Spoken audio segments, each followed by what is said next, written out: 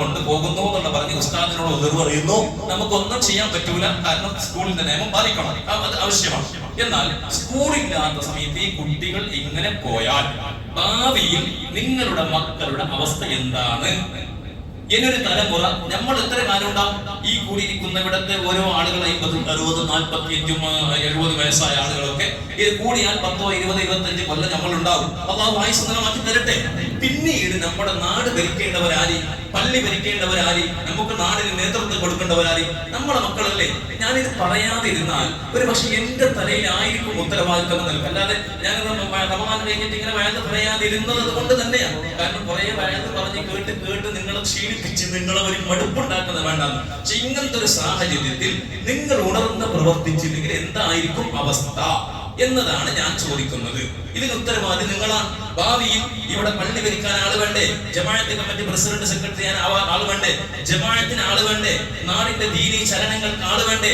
അഹ്ലുസ് സുന്നത്തി വൽ ജമാഅത്തിന്റെ ഒരു തത്വ സിദ്ധാന്തങ്ങൾ ഇവിടെ ദീനിന്റെ തനതായ രൂപം കാത്തു സൂക്ഷിക്കാൻ നമ്മുടെ മക്കൾ ഇവിടെ വളർന്നു വരണ്ടേ? അതിന് ട്രെയിനിങ് ഉണ്ടാക്കി കൊടുക്കേണ്ടത് ആരുടെ ബാധ്യതയാണ്? മാതാപിതാക്കളായ നിങ്ങളുടെ ബാധ്യതയാണ്.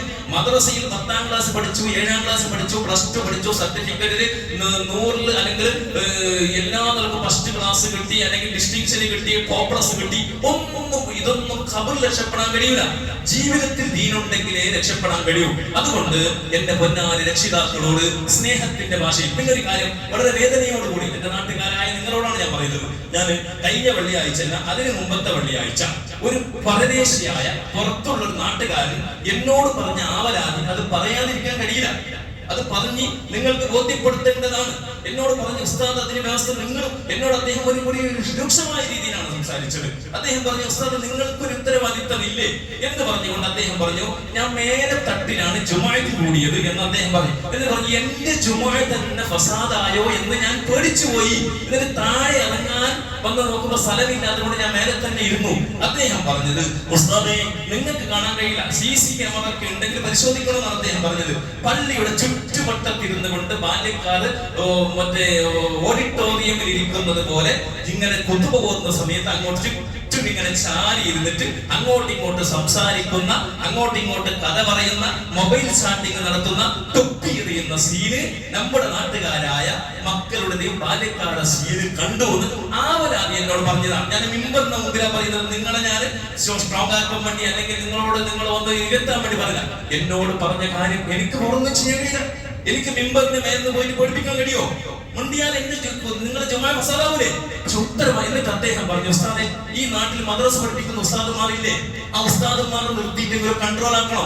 ഇല്ലെങ്കിൽ ജമാഅത്ത് കമ്മിറ്റി അല്ലെങ്കിൽ നാട്ടിലെ ചെറുപ്പക്കാർ ഒരുപാട് ആളുകളുണ്ട്, ഇവരൊക്കെ പോയി ഇതിനെ കൺട്രോൾ ചെയ്തില്ലെങ്കിൽ ഭാവി നമ്മുടെ നാടിന്റെ പള്ളിക്ക് 1.5 കോടി തീർത്തുകൊണ്ട് വലിയ സുന്ദരമായ പള്ളിയുണ്ട്, വലിയ AC എയർ കണ്ടീഷൻ ഉണ്ട്, മനോഹരമായ അന്തരീക്ഷമുണ്ട്. ഇതൊന്നും അല്ല വിഷയം.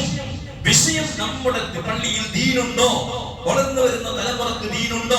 എത്ര അച്ചടക്കത്തിനാണ് ഈ കൂടിയിരിക്കുന്ന നിങ്ങളൊക്കെ പള്ളിയിലേക്ക് വന്നത് അല്ലെ? എത്ര അച്ചടക്കത്തിനാണ് പണിയുള്ളവരുണ്ട്, ഷോപ്പ് ഓഫീസിൽ പോകുന്നവരുണ്ട്, കച്ചവടം ചെയ്യുന്നവരുണ്ട്, 11:30 മണി വരെ പണിയെടുത്തിട്ട് ജുമാക്ക് വരുന്ന ആളുകളുണ്ട്.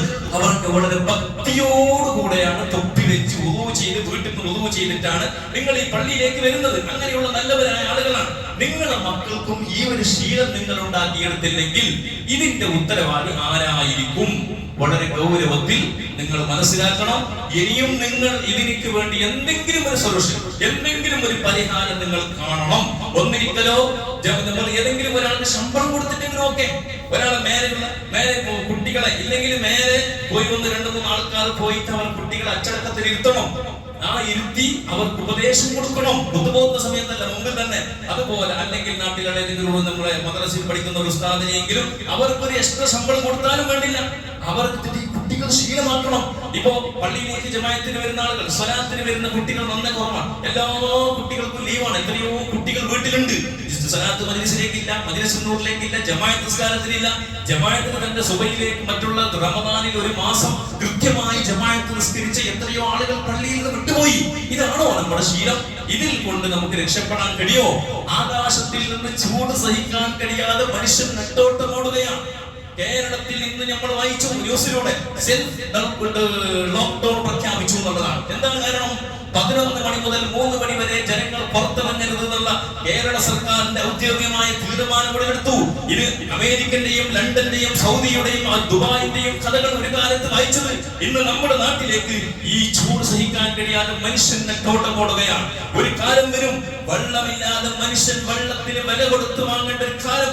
ഈ രീതിയിലാണെങ്കിൽ നമുക്ക് സഞ്ജാതമായും കൊണ്ടുവരും. കേരളത്തിന് ഒരു വീട് നിർമ്മിക്കുമ്പോൾ മഴവെള്ള ശേഖരണി എന്ന് പറഞ്ഞവർക്ക് അവിടെ നിന്ന് പ്രത്യേക സംവിധാനം ഏർപ്പെടുത്തിയിട്ട് പഞ്ചായത്ത് വകയിൽ നിന്ന് അതിൽ നിന്ന് ആനുകൂല്യം കൊടുത്തിട്ട് മഴവെള്ളം ഭൂമിയിലേക്ക് താഴ്ത്താനുള്ള സംവിധാനം തുടങ്ങിയിരുന്നോ? ഇന്നലെയല്ല, 10-20 കൊല്ലമായി. ഒരു വീട് 10 സെന്റ് സ്ഥലത്ത് ഭൂമിയിൽ വീടുണ്ടാക്കുന്നെങ്കിൽ ആ സ്ഥലത്തേക്ക് വന്ന മഴവെള്ളത്തിനെ പുറത്തേക്ക് വിടരുത്. അവിടെ ഒരു കിണർ പോലെ ഉണ്ടാക്കി ആ വെള്ളത്തിന് സ്റ്റോക്ക് വെക്കണം, ഭൂമിയിലേക്ക് താഴ്ത്തണം. നമ്മൾ നമുക്ക് എല്ലാ റോഡ് സൈഡിലുള്ള വീട്ടിലൂടെ 10-20 സെന്റിൽ ഭൂമി സ്ഥലത്ത് വീടാണെങ്കിൽ ആ മഴ വരുന്ന വെള്ളത്തിന്റെ മുഴുവനും ഇന്റർലോക്കും കോൺക്രീറ്റ് ഇട്ടിട്ട് ആ വെള്ളത്തിനെ പുറത്തേക്ക് വിടുകയാണ്. നമ്മുടെ പറമ്പിലേക്ക് മഴവെള്ളം താഴ്ന്നു പോകാനുള്ള സംവിധാനമില്ല. പഴയ കാലത്ത് നോക്ക്, മഴവെള്ളങ്ങൾ എത്ര ഇതിനേക്കാളും വലിയ കാറ്റടിച്ച് വീശുന്ന മഴക്കാലം ഉണ്ടായിരുന്നില്ലേ? എന്റെ ചെറുപ്പകാലത്ത് എനിക്ക് ഓർമ്മയുണ്ട്, 3 ദിവസക്കാലം വീട്ടിൽ നിന്ന് പുറത്തിറങ്ങാൻ കഴിയാതെ ആഞ്ഞടിക്കുന്ന കാറ്റ് മഴ വന്നിരുന്നു. നിങ്ങൾക്ക് ഓർമ്മയില്ലേ? ഉണ്ട്. ആ കാലഘട്ടത്തിൽ അപകടങ്ങൾ ഉണ്ടായിരുന്നില്ല, വെള്ളപ്പൊക്കം ഉണ്ടായിരുന്നില്ല, കടൽക്ഷോഭം ഉണ്ടായിരുന്നില്ല, പുഴയിൽ നിന്ന് വെള്ളം പുറത്തേക്ക് മറിഞ്ഞിരുന്നില്ല. എന്തേ കാരണം? ആ വെള്ളം മുഴുവൻ ഭൂമിയിലേക്ക് താഴ്ന്നു പോകുന്ന സിസ്റ്റമായിരുന്നു. ഇന്ന് വെള്ളത്തിന് മുഴുവനും നമ്മൾ പുറത്തേക്ക് വിടുകയാണ്. എന്നിട്ട് നമ്മുടെ ഭൂമിയിൽ വെള്ളമില്ല. ഇന്ന് ഞാൻ കഴിഞ്ഞ ആഴ്ച പറഞ്ഞില്ലേ, നമ്മുടെ ജമാഅത്തിൽ തന്നെ 1200 ഫീറ്റ് കുഴിച്ചിട്ടാണ് വെള്ളം കിട്ടിയത്. ഒരു 4 കൊല്ലം മുമ്പ് എന്റെ വീട്ടിലേക്ക് ഒരു 5-6 കൊല്ലം മുമ്പ് ബോറിന്റെ വണ്ടി വന്നപ്പോ ഞാൻ തമിഴിനോട് ചോദിച്ചു, നിങ്ങളുടെ നാട്ടിൽ എത്ര ഫീറ്റിനാണ് വെള്ളം കിട്ടുന്നത്? അന്ന് അദ്ദേഹം, ആ തമിഴനായ അണ്ണാച്ചി പറഞ്ഞത്, ഞങ്ങളുടെ നാട്ടിൽ മിനിമം 1000-നേക്കാളും അപ്പുറമാണ് വെള്ളം കിട്ടുന്നത്. 1000 ഫീറ്റ് ഭൂമിയിലേക്ക് താഴ്മോ എന്ന് നോക്കുമ്പോ അതേ അവസ്ഥ, ഭൂമിയുടെ വെള്ളം നമ്മുടെ നാട്ടിലേക്ക് എത്തി. ഇങ്ങനെ 1200 അല്ല, 2000 വെച്ചിട്ട് വെള്ളം കിട്ടിയില്ല എന്ന് വിചാരിക്കും. എന്ത് ചെയ്യും? എവിടെയും കൊടാലിയുടെ ഈ ഗ്രാമത്തിൽ എവിടെയും ഒരു ബോറിൽ വെള്ളം തന്നില്ല, ഒരു കിണറിലും വെള്ളമില്ല. 6 മാസം ദുആ ചെയ്തു, മഴ കിട്ടിയില്ല. എന്ത് ചെയ്യും? എന്തെങ്കിലും ചെയ്യാൻ കഴിയോ? ഇല്ല. അതുകൊണ്ട് പ്രിയപ്പെട്ട മുഅ്മിനീങ്ങളെ, റബ്ബിനോട് മനമൊരുക്കി പ്രാർത്ഥിക്കണം. ആകാശ ലോകങ്ങളെ സൃഷ്ടിച്ച റബ്ബിനോട് ദുആ ചെയ്യണം. ദുആ ചെയ്യുമ്പോൾ നമ്മുടെ ജീവിതത്തിൽ ദീൻ ഉണ്ടാകണം. നമ്മൾ അല്ലാഹുവിലേക്ക് ഖേദിച്ചു മടങ്ങണം. ഇസ്തിഗ്ഫാർ ചൊല്ലി ദുആ ചെയ്യണം. കഴിഞ്ഞ ആഴ്ച ഞാൻ സൂചിപ്പിച്ചിട്ടുണ്ട്, എല്ലാ വീടുകളിൽ ആണുങ്ങളും പെണ്ണുങ്ങളും ഇസ്തിഗ്ഫാർ ചൊല്ലി ദുആ ചെയ്യണമെന്ന്. എത്ര വീട്ടിൽ ദുആ ചെയ്തു? ആർക്ക് വിശ്വാസമുണ്ട്? ദുആ ചെയ്തിട്ട് മഴ വരുമെന്നുള്ള വിശ്വാസം നമുക്കില്ല. നമുക്ക് തന്നെ മഴ വരുന്നിട്ട് ദ്വാരത്തിട്ട് മഴ വരും എന്നുള്ള പ്രതീക്ഷ നമുക്കില്ലെങ്കിൽ പിന്നെ എങ്ങനെയാ നമുക്ക് മഴ വരാം? അള്ളാഹുവിനോട് ദുആ ചെയ്യലല്ലാതെ വേറെ ഒരു വഴിയില്ല. അതുകൊണ്ട് മനം ഒരുക്കിക്കൊണ്ട് പ്രാർത്ഥിച്ചോ. പല രോഗങ്ങളും കിടക്കുന്നു. അതിന്റെ ഇടയിൽ പിന്നെ കാര്യം പറയാനുള്ളത്, കേരളത്തിൽ ഈ കഴിഞ്ഞ ഈ ദിവസങ്ങളിൽ അതിന്റെ അറിവ് പ്രകാരം 3 മരണം സംഭവിച്ചു എന്നാണ്. വിഷബാധയിട്ടുകൊണ്ട്, പാമ്പ് കടിയേറ്റുകൊണ്ട് 3-4 മരണം. അതിൽ ഒരു കുട്ടി വളരെ ദയനീയമായ അവസ്ഥയിൽ നിന്നാണ് അറിയാൻ സാധിച്ചത്. ഒരു വീട്ടിൽ ഒറ്റ വീട്ടിൽ ഉറങ്ങുന്ന സമയത്ത് ഒരു പാമ്പ് 2 കുട്ടികൾ കടിച്ചു. അമുസ്ലിമായ സഹോദരന്മാരാണ്. ഒരു കുട്ടി മരിച്ചു, മറ്റേ കുട്ടി സീരിയസിലാണെന്നാണ്. അത് നിങ്ങൾക്ക് വായിച്ചിട്ടുണ്ടാകും. എന്നാൽ ഇതിലൊരു കാര്യം പഠിക്കണം. ഹബീബായ റസൂലുള്ളാഹി സ്വല്ലല്ലാഹു അലൈഹി വസല്ലം എന്ന സ്വഹാബിയുടെ അടുക്കലേക്ക് ഒരു ജൂതൻ വന്നു. ആ സ്വഹാബിയോട് വന്നിട്ട് 20 ദീനാർ കൊടുത്തിട്ട് ആ ജൂതനായ മനുഷ്യൻ ഈ സ്വഹാബിയോട് പറഞ്ഞു, നിങ്ങളുടെ നേതാവ് പഠിപ്പിച്ച, നിങ്ങളുടെ നേതാവിൽ നിന്ന് പഠിച്ച നല്ലൊരു അറിവ് പഠിപ്പിച്ചു തരണം. 20 ദീനാർ തരാം. 20 ദീനാർ എന്ന് പറഞ്ഞാൽ ലക്ഷക്കണക്കിന് വിലയുള്ള ഇന്നത്തെ ദീനാറിന് ഈ കാലഘട്ടത്തിൽ 20 ലക്ഷക്കണക്കിന് വിലയുണ്ട്. ആ മനുഷ്യൻ, ആ സ്വഹാബി ആ ജൂതനിക്ക് പഠിപ്പിച്ചു കൊടുത്തു.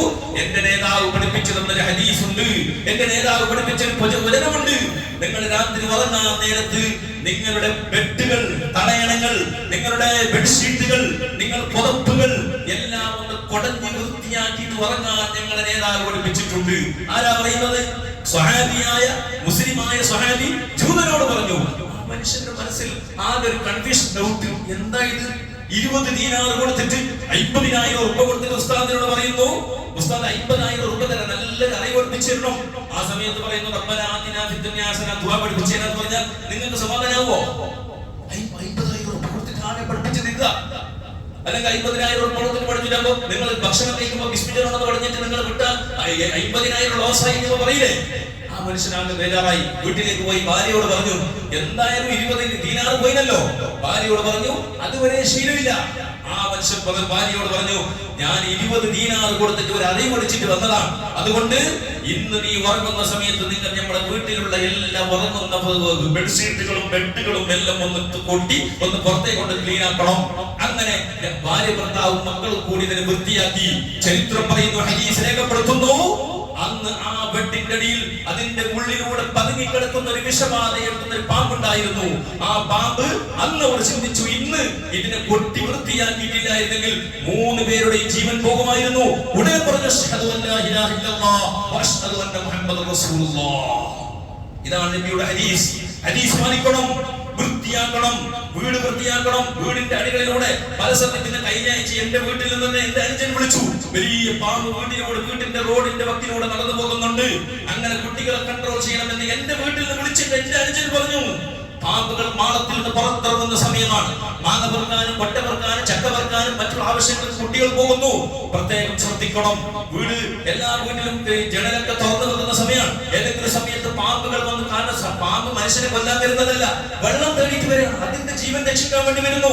അല്ലാതെ പാമ്പിന് നമ്മൾ അതിനെ ബുദ്ധിമുട്ടാക്കുമെന്ന് പേടിച്ചിട്ടാണ് നമ്മളെ കടിക്കാൻ വരുന്നത്. അതിങ്ങനെ പോകുന്ന സമയത്ത് നമ്മളെ ഇടങ്ങേൻ ചെയ്യും. അപ്പൊ അതുകൊണ്ട് എല്ലാ വീട്ടിലും വൃത്തി വേണം. എല്ലാ വീട്ടിലും ബെഡുകളും കട്ടിലിന്റെ അടികളൊക്കെ വീട്ടിലുള്ള ഭാര്യമാരോട് പറയണം. ചില വീട്ടിലേക്ക് പോയാൽ അടുത്തൊരു വീട്ടിലേക്ക് പോയി വീട്ടിൽ പോകുമ്പോ അതിനെ ബെഡ്റൂമിന്റെ ഉള്ളിലേക്ക് നമ്മളെ കൊണ്ടുപോയി എന്തൊരു കാര്യം നോക്കാൻ വേണ്ടി. അങ്ങനെ നോക്കുമ്പോ ഈ ബെഡ്റൂമിന്റെ ഉള്ളിൽ ഒരു ബനുഇസ്രായേലിന്റെ കാലത്ത് കൊടുക്കുന്ന സാധനങ്ങൾ മുഴുവനും അതിന്റെ ഇടയിൽ പൊത്തി വെച്ചിട്ടുണ്ട്. ഓരോ ചിലപ്പോ മങ്ങത്തിന്റെ വളം മങ്ങത്തിന് എടുത്ത സാരി കൂടെ അതിന്റെ ഉള്ളിൽ ചാക്കരി കെട്ടി വെച്ചിട്ടുണ്ടോ എന്ന് ഞങ്ങൾക്ക് ഡൗട്ടായി. എല്ലാം കൊണ്ടേ കട്ടിന്റെ അടിയിൽ തള്ളി വെക്കും. അതിന്റെ ഇടയിലൊക്കെ വിഷബാധകൾ പാമ്പുകളൊക്കെ വന്ന് കൂടിയാൽ അറിയോ. അതുകൊണ്ട് പ്രത്യേകം ശ്രദ്ധിക്കണം. കുട്ടികൾ ഉറങ്ങുന്ന സ്ഥലത്ത് പ്രത്യേകം ശ്രദ്ധിക്കണം. കാരണം പല അപകടങ്ങൾക്കും കാരണമായേക്കാം. അതുകൊണ്ട് ശ്രദ്ധിക്കണമെന്ന് ഓർമ്മപ്പെടുത്തുന്നു. കുട്ടികളൊക്കെ വെയിലത്തെ സമയത്തൊന്നും പുറത്തേക്ക് വിടരുത്. ഇതൊന്നും ദീനിയായ ഇതൊക്കെ നമ്മുടെ ബാധ്യതയാണ്. ഇത് നമ്മൾ പറയൽ ഇതൊക്കെ സത്യം പറയണം. എന്റെ ബാധ്യതയാണ് ഇതൊക്കെ പറയൽ. അതുകൊണ്ട് പ്രിയപ്പെട്ടവരെ, ഇത്തരം കാര്യങ്ങൾ ശ്രദ്ധിക്കണം. വീടിന്റെ ചുറ്റുവട്ടത്തൊക്കെ വേസ്റ്റേജുകളൊക്കെ ഉണ്ടെങ്കിൽ അത് അടിച്ചു വൃത്തിയാക്കണം. അങ്ങനെ അതിന്റെ ഇടയിലൊക്കെ ചിലപ്പോൾ ഇങ്ങനെയുള്ള വിഷജീവികളൊക്കെ വന്ന് കൂടാൻ സാധ്യതയുണ്ട്. അതൊക്കെ ശ്രദ്ധിച്ചുകൊണ്ട് എല്ലാവരും അല്ലാഹുവിനോട് മനമൊരുങ്ങിക്കൊണ്ട് പ്രാർത്ഥിക്കണമെന്ന് ഒന്നും കൂടി വസിയത്ത് പറയുകയാണ്. എനിക്ക് വേണ്ടിയല്ല, നാട്ടുകാരായ എല്ലാവർക്കും വേണ്ടി നമ്മൾ ദുആ ചെയ്യണം. മഴയ്ക്ക് വേണ്ടി, റഹ്മത്തിന് വേണ്ടി. ചൂട് സഹിക്കാൻ കഴിയാത്ത അവസ്ഥ.